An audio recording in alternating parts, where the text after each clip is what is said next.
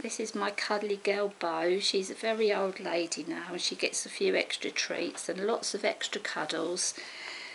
Now if you're thinking of getting rats, there's a few things you really need to ask yourself before you go ahead.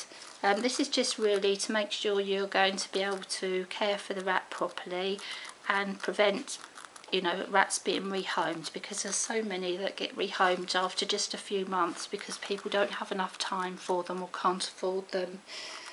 So if you ask yourself, are you prepared to care for rats for their entire life? Now this could be 2 to 3 years, but average around about 2.5, and it could be longer than 3.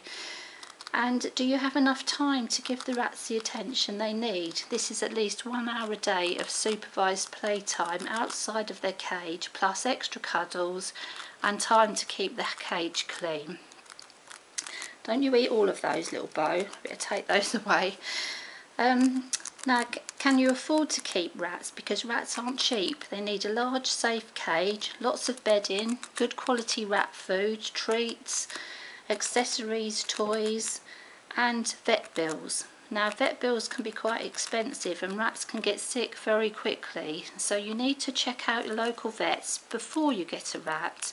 Check out the consultation charge. It's usually quite a bit lower for rats than my vet. It's about half the cost of a dog, I think, but you would have to check out. It's not the medicine that's expensive, it's the actual consultation. So you need to maybe have a little savings fund in place so that you always have money for vet's bills and you're never going to run out of food or bedding for your rat.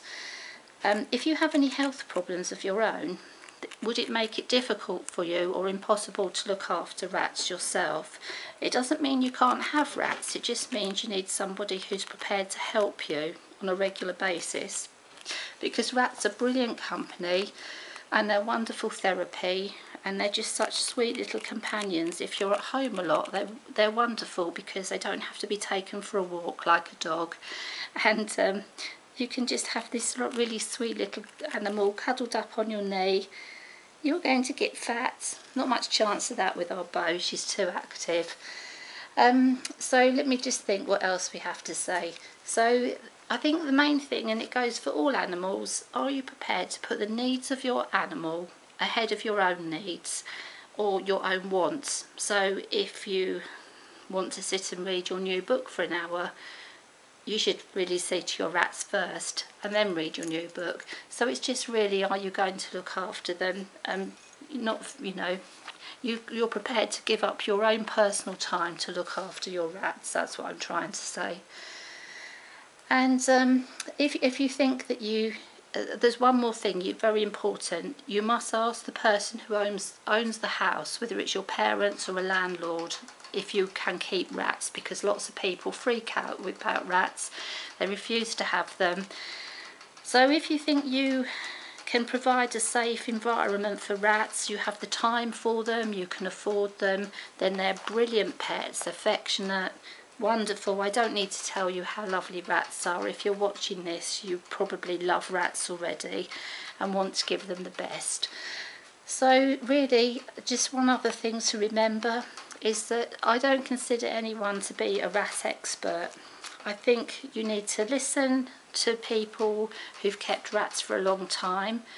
You need to read as much as possible about rats and learn as much as possible, and just remember that we all tell you about rats based on our own experiences and the experiences of other people that we know.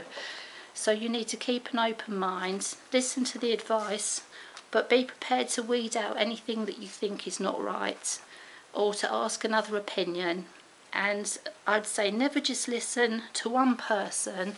I think I've tried to get the best of all the advice that I've learned over the years, but it is only what I know will work, the things I know are safe, and the things that I've learned from experimenting with different bedding, cages, food, etc. So just talk to people, read as much as possible, and if you really want to keep rats and you can provide a safe, happy home for them, keep watching.